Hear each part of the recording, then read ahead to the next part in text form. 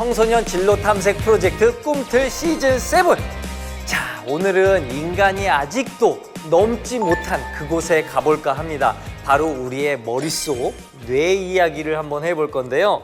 자, 오늘 흥미진진한 뇌 이야기를 통해서 정말 다른 시각을 여러분에게 선사해 줄 겁니다. 그리고 여러분 안에 있는 슈퍼파워를 꺼낼 수 있게 도와드리도록 하겠습니다. 뇌과학이라는 분야를 대중에게 알리는데 정말 혁혁한 공을 세우고 계신 뇌과학자 장동선 박사님을 모시겠습니다.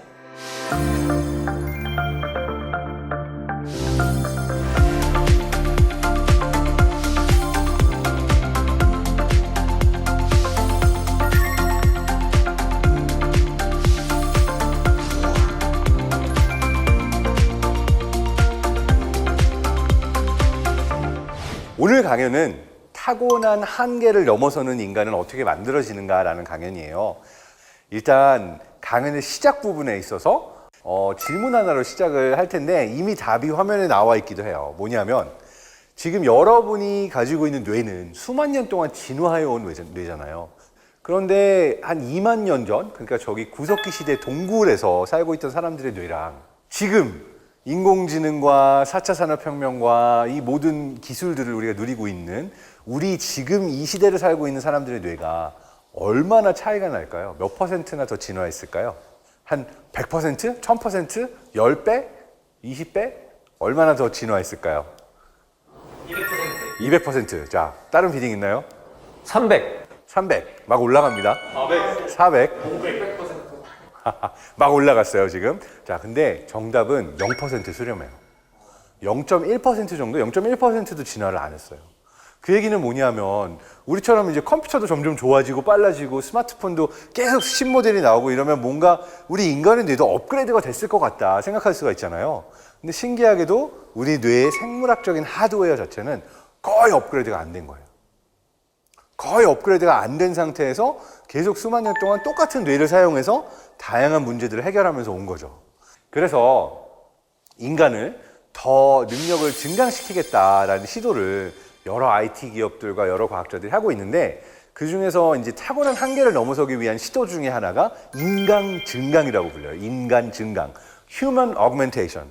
이 개념을 2010년대에 구글의 CEO인 에릭 슈미트가 이렇게 얘기를 했어요. 과학과 기술을 사용해서 인간의 능력을 증강시키려는 시도고 궁극적으로는 심지어 기계랑 인간을 연결해버리고 싶다. 연결하려는 그런 시도다. 이게 가능해진 이유 중에 하나는 디지털 기술이기 때문이기도 한데 뭐냐면 지금까지는 인간은 완전히 생물학적인 존재였잖아요. 그렇죠?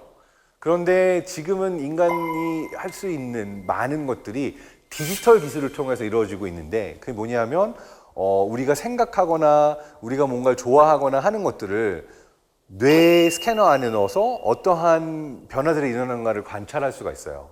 그래서 어느 정도냐면 여러분한테 영화를 보여줘요. 그럼 영화를 보고 나서 이제 영화를 보고 어땠어요? 무슨 생각을 했어요? 무슨 감정이 들었어요? 이렇게 물어보는 게 아니라 내가 특정 영화를 보고 있을 때 어느 장면을 보고 있는지 무슨 감정을 겪고 있는지 뇌의 패턴만 보면 다 알 수가 있어요. 자, 그러면 실제로 IT 기업들이 어떠한 형태로 인간의 능력을 증강시키려는 시도들을 하고 있는지 한번 살펴보도록 할까요? 대표적인 기업이 페이스북이에요. 근데 페이스북 같은 경우에는 최근에 일주일 전인가요? 그런 발표를 했어요. 우리는 이제 메타버스 기업이 되겠다. 그러니까 메타버스라는 거는 우리가 뭐 증강현실, 가상현실로도 알고 있잖아요. 그래서 메타버스 기업이 되겠다라고 하는데 이거를 자기 내부에서는 페이스북 리얼리티 랩스라고 해서 또 다른 현실을 창조하겠다라는 형태로 이야기를 하고 있어요.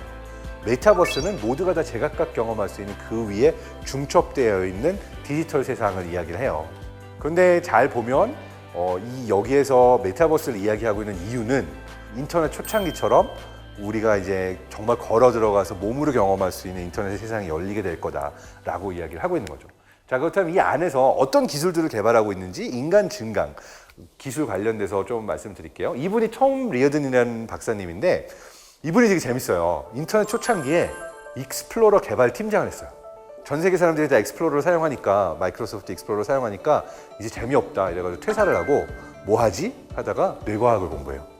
8년 동안 석사 박사까지 다 다시 공부하고 심지어는 노벨상 수상자들이 있는 컬럼비아 의대 정말 세계 최고의 학자들 밑에서 공부를 하고 나와서 새로 회사를 차려요. 스타트업. 어떤 스타트업을 차리냐면 컨트롤 랩스라고 그래서 우리가 언제까지 컴퓨터, 키보드, 마우스 이런 걸 가지고 프로그래밍을 하고 인터넷을 서핑하고 기계랑 소통을 하냐. 정말 내 몸을 사용하고 뇌를 사용해서 생각을 사용해가지고 컨트롤하는 기술을 만들겠다. 근데 어떤 비전을 갖고 있냐면 이런 비전이에요. 우리 뇌가 생각을 할 때 그 생각을 다 신호로 보내잖아요. 내가 피아노를 치려고 한다면 도레미파솔 치겠죠? 그렇죠? 근데 재밌는 거는 내가 도레미파솔을 칠 때 손가락을 움직이지만 도레미파솔을 안 치고 머릿속으로 도레미파솔 치는 생각만 해도 손가락을 안 움직여도 근육으로 신호가 가요. 뇌가 아주 미세하게. 근데 뇌에서 신호를 읽어내는 건 되게 어려운데 신호가 되게 작거든요. 뇌 안의 신호까지 읽어내려면. 근데 근육에서 읽어낼 수 있는 신호는 되게 세요. 몇백 배, 몇천 배. 그래서 뭘 이용했냐면 이런 웨어러블을 하나 차고 내가 생각을 보내면은 얘가 이제 그 뇌가 보내는 생각들을 근육 신호를 읽어내서 드론이라든지 스마트폰, 기계, 자율주행 자동차랑 소통할 수 있는 방법을 만들겠다라고 얘기를 하고 있어요. 강연의 마지막에 저는 여러분한테 다른 질문을 던지려고 해요. 과연 이런 모든 기술들이 답일까? 그러니까 여러분 같으면은 이런 기술들이 나오면 오 당연히 좋지. 이걸 통해서 나를 업그레이드 시키겠어. 라고 당장 가가지고 나노칩을 몸 안에 이식하고 이런 것들 사용할지 아니면 뭔가 저게 정말 답일까? 라는 질문을 할 수가 있겠죠. 일단 그 질문을 할 수 있는 첫 번째 이유는 그거예요. 정말 나의 능력이 증강된 걸까? 그러니까 약을 먹어서 머리가 좋아진다고 가정해봐요. 약을 안 먹으면은 원래보다 머리가 더 나빠지거나 아니면 머리가 좋아졌던 게 다시 사라지거나 하겠죠. 기계를 차고 있어도 기계가 고장나면은 내게 아니니까 내 능력이 정말 증강된다라고 볼 수가 없을 수도 있어요. 그래서 진정으로 우리의 타고난 어떤 능력들을 증강시켜주는 것은 약간 다른 접근이 필요할 수도 있다라고 하는 게 오늘 강연의 이제 마지막 조금 일종의 반전 메시지라고도 할 수가 있는데요. 그래서 타고난 나의 한계를 어떻게 넘는가라는 질문에 대해서 이 강연 마지막에 드리고 싶은 이야기는 제가 굉장히 좋아하는 98년도에 나온 옛날 영화긴 한데 SF 영화가 있어요. 가타카라는 영화예요.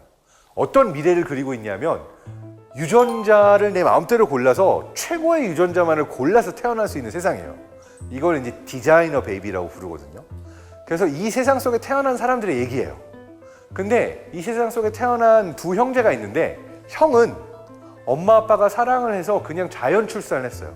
좋은 유전자를 고르지도 못하고 그냥 자연 출산해서 눈도 나빠서 안경 써야 되고 체력도 안 좋고 그러니까 어떻게 보면 이 미래에 태어났지만 우리 아이만 딴 애들에 비해서 이렇게 안 좋은 유전자를 타고나서 너무 고생한다.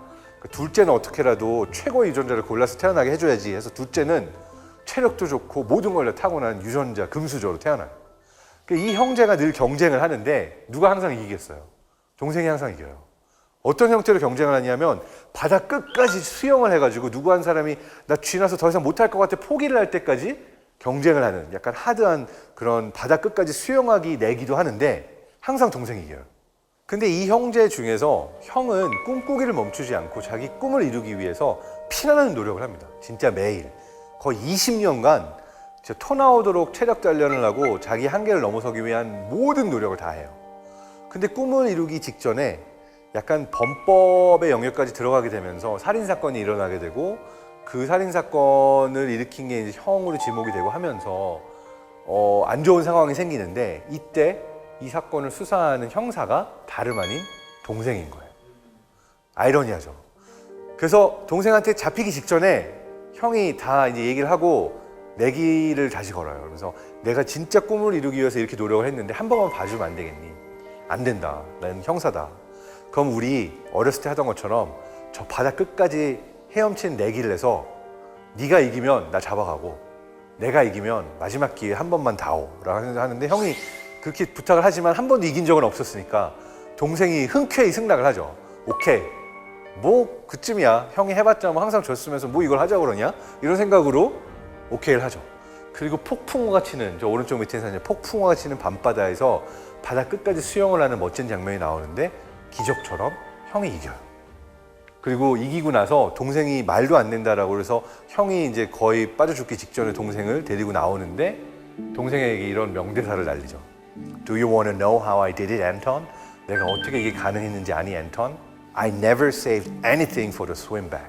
나는 수영할 때 돌아갈 힘 따위는 남겨놓지 않았어. 나는 매 순간 뒤돌아보지 않고 올인했어. 라는 얘기를 하는 거죠. 그러니까 뭔가 내가 가진 게 없으니까 나는 어떻게라도 내 꿈꾸는 걸 이루기 위해서 항상 앞만 보고 달리고 매 순간 내 가진 모든 것들을 다 투자해서 노력했다. 뭐 이런 이야기로 볼 수도 있는 거예요. 근데 이 메시지가 타고난 한계를 넘어서는 인간을 만들기 위해서 가장 중요한 메시지 중에 하나고, 이거를 뇌과학적으로 설명할 수도 있어요. 우리 운동선수 예를 한번 들까요? 올림픽도 있지만 뭐 너무 멋진 김연아 선수 같은 경우도 한번 예를 듭시다.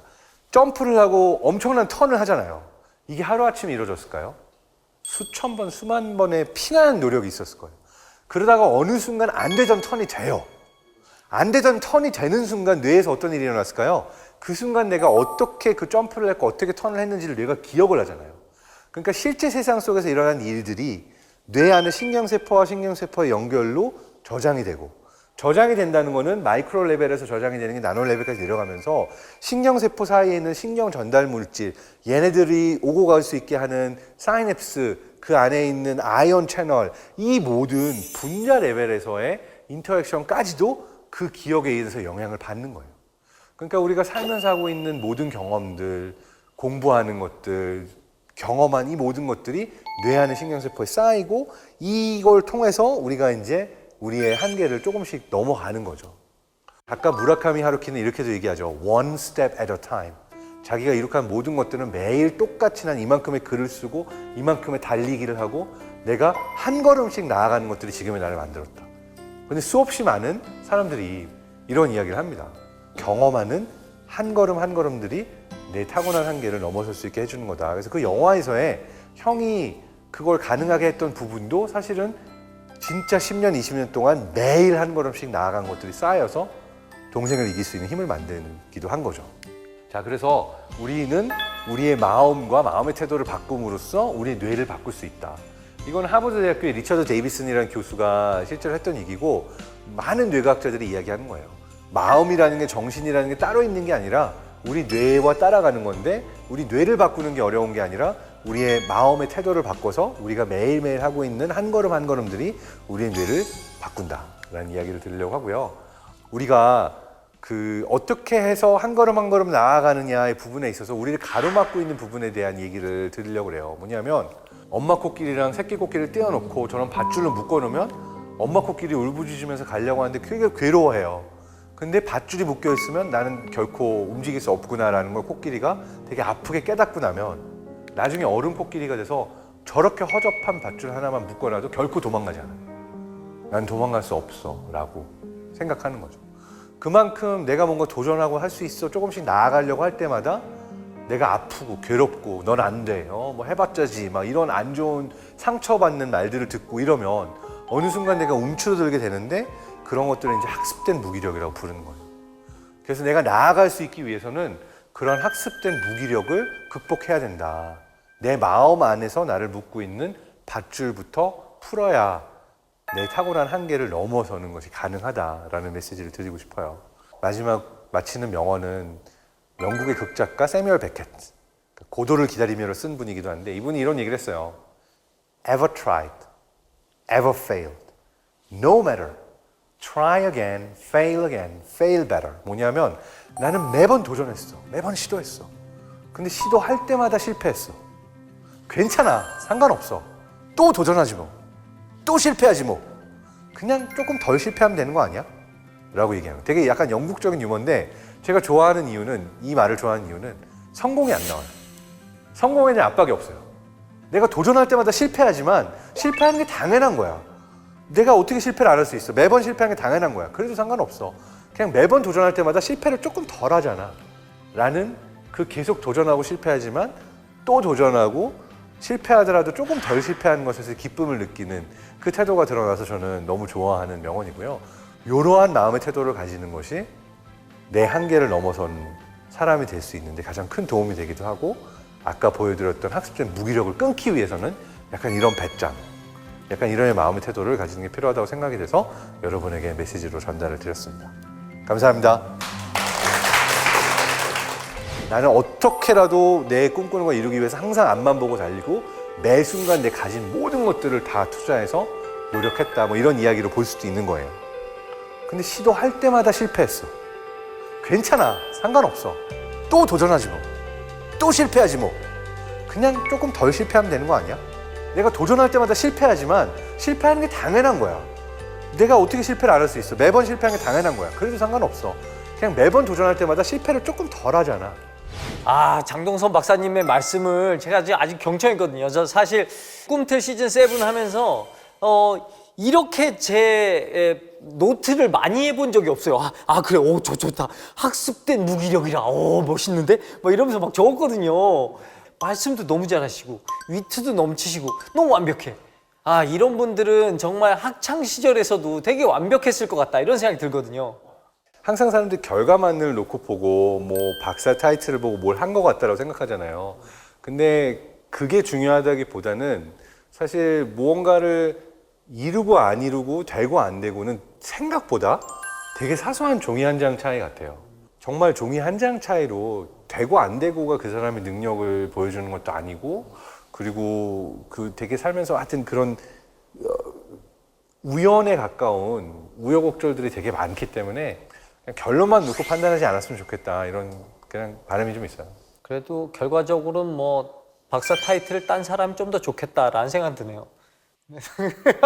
운이 좋았다. 운이 좋았다. 운이 좋았다. 운이 좋았다.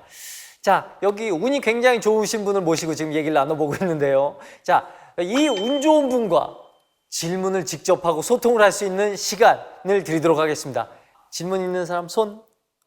좋아. 박사님은 뇌에 대한 지식이 누구보다 많으실 것 같은데 혹시 박사님만의 건강한 뇌 관리 비법 이런 게 있으신가요? 그 부분에 있어서 항상 세 가지를 얘기해요. 그러니까 건강한 뇌를 오래도록 가지고 사는 사람들을 연구를 했었던 논문들이 있거든요. 그러면은 이 사람들이 공통적으로 가지고 있었던 것 중에 하나가 되게 좋은 사회적 관계를 오랫동안 지니고 갔다고 해요. 중요한 건 항상 새로운 사람을 만나서 새로운 경험을 하고 배우고 하는 것들이 뇌에 새로운 인풋이 돼서 끊임없이 새로운 것들을 배울 수 있게 해주는 게 있고요. 그리고 두 번째는 뇌도 우리 몸의 일부잖아요. 그러니까 체력을 키워야 뇌의 카파도 올라가요. 그러니까 여러분도 공부하는 데 있어서 내가 공부할 수 있는 시간이 그냥 늘어나는 게 아니라 체력이 올라가면 집중해서 공부할 수 있는 시간이 늘어나요. 그래서 되게 중요한 게 뇌에게 있어서 기초 체력을 기르는 거.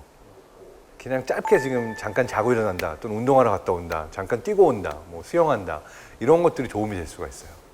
세 번째 중요한 것 중에 하나가 살면서 말 못할 감정적인 스트레스가 되게 많잖아요. 근데 우리나라가 특히 심해요. 우리나라가 심지어 미국 정신의학회에 등록되어 있는 우리 토속병이 있어요. HWABYEONG, 화병. 화병. 네, 이게 뭐냐면 마음의 화랑 우울과 분노 이런 걸 쌓아놓고 표현을 못하다가 어느 순간 몸의 병으로 나타나는 거예요. 되게 중요한 건 첫 번째로 말한 사람과의 관계랑도 관련이 있는데, 내 감정들을 스스로 인정을 해서 내가 지금 이렇게 느끼는구나, 내가 힘들구나, 내가 이런 감정을 느끼고 있구나 라고 하는 걸 스스로 인지하고, 너무 커져가지고 이게 정말 병이 되기 전에 건강하게 표현해줘야 될 그런 방법을 찾는 게 중요해요.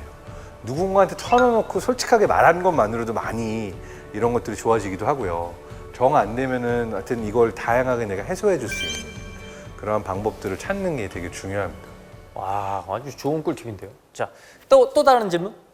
뇌 과학에 대해서 많이 들어보긴 했는데 정확히 뭔지는 모르겠어서 뇌과학자가 하는 일이 정확히 뭔지 알려줄 수 있나요? 뇌과학이라는 학문은 대표적인 통합학문 중에 하나인데, 인간의 뇌를 연구하는 학문이라고 이야기를 하면 되는데, 이게 너무 넓잖아요. 그러니까 뇌과학 안에 어떤 것들이 들어가 있냐 하면은 의학 분야도 들어가 있어요. 신경과 정신과에서 뇌에 병이 있는 사람들의 경우는 어떻게 치료를 해야 되는지, 이러한 뭐 다양한 종류의 신경퇴행성 질환, 뇌의 병들을 연구하는 의학 분야도 뇌과학에 포함이 되고요. 그 다음에 심리학에서 우리가 어떤 감정을 느끼고 내 마음이 어떻게 변하는지 이걸 연구하는 것도, 예전에는 그냥 뭐 대화, 정신분석 이렇게 했다면 지금은 뇌 안에 어떤 변화들이 있는가를 심리와 연관을 시켜서 보기 때문에 심리학 분야도 뇌심리학이라고 해서 뇌과학의 한 분야라고 볼 수가 있고, 생물학, 말하자면 어떠한 형태로 뇌가 발달을 하고 어떤 신경세포가 생물학적으로 어떤 변화를 일으킬 때 우리가 그런 걸 측정할 수 있는지 뭐 이런 기술도 생물학 분야도 포함이 되고 요즘에는 컴퓨터공학이나 인공지능까지도 연결이 되어 있죠. 뇌 안의 신경세포의 연결을 보면서 이러한 걸 통해서 우리 인간이 할 수 있는 능력을 어떻게 로봇이나 인공지능에게도 프로그래밍을 하고 우리가 알고리즘들을 만들어가지고 인간이 하는 것들을 소프트웨어가 할 수 있게 만들 수 있을까 이런 연구하는 것도 크게는 뇌과학 분야에 들어가서 인간의 뇌가 하고 있는 모든 것들을 다양한 각도에서 연구하는 게 뇌과학 분야라서 어떻게 보면 통합학문으로서 되게 많은 다른 분야들과 맞닿아 있는 뇌과학 분야는 되게 넓은 분야다 이렇게 말씀드릴 수 있을 것 같습니다. 역시 이게 뇌라는 게 아주 복합적이고 넓네요. 네, 학생들의 궁금증을 풀어보는 시간을 가져봤는데요. 야, 진짜 오늘 오신 분들도 정말 수준이 높습니다. 이런 질문들이 빡빡 나올 줄은 생각도 못했거든요. 자, 요즘 이제 코로나로 힘들고 청소년기는 뭐 당연히 힘든 시기인데요. 그 질풍노도의 학생들에게 어떻게 박사님께서 어떻게 조언 한 말씀 부탁드리겠습니다. 지금 현재에서는 미래가 안 보이잖아요. 내가 나중에 뭐가 될지 어떤 길을 걸을지 되게 좀 막막하기도 하고 안 보일 텐데 그때 이제 너무 그런 답답함과 막막함 때문에 움츠러들지 않았으면 좋겠어요. 그러니까 이게 약간의 배짱을 가지고 내가 질러보고 내 관심 있는 분야에 찾아보고 계속해서 내 경험의 폭을 넓히다 보면 어느 순간 나는 이게 나의 길이구나 이게 찾아지는구나가 오기도 하거든요. 내가 좋아하는 걸 찾거나 내 길이 언제 찾아질지는 생각보다 그 순간이 늦을 수도 있어요. 그래서 중요한 거는 그냥 나중에 내가 이렇게 가다 보면 내 길도 찾을 수 있고 내가 하는 것들이 잘 될 거야 라는 나 자신에 대한 어떤 믿음을 가지고 경험의 폭을 넓힌다. 그래서 너무 조바심을 가지거나 너무 힘들어하거나 나는 왜 안 될까 나는 왜 뭐가 될지 모를까 막 이렇게 스스로에 대한 탓을 하거나 너무 힘들어하지 않았으면 좋겠고 그냥 정말 잘 될 거야 라는 스스로에 대한 믿음을 가지고 계속 많은 경험들을 할 수 있으면 좋겠다라는 말씀을 드리고 싶어요. 조언 한 말씀 부탁드렸는데 청소년들 마음에 약까지 발라준 것 같은 뭔가 오늘 강의가 아니라 힐링까지 된 것 같은 그런 시간이었습니다. 앞으로 미래에 대해서 어떻게 나아갈지 그리고 여러분의 마음의 자세 너무 쫓기지 않고 여유 있게 나아가라는 그런 조언도 해주신 우리 박사님께 박수 한번 부탁드리겠습니다.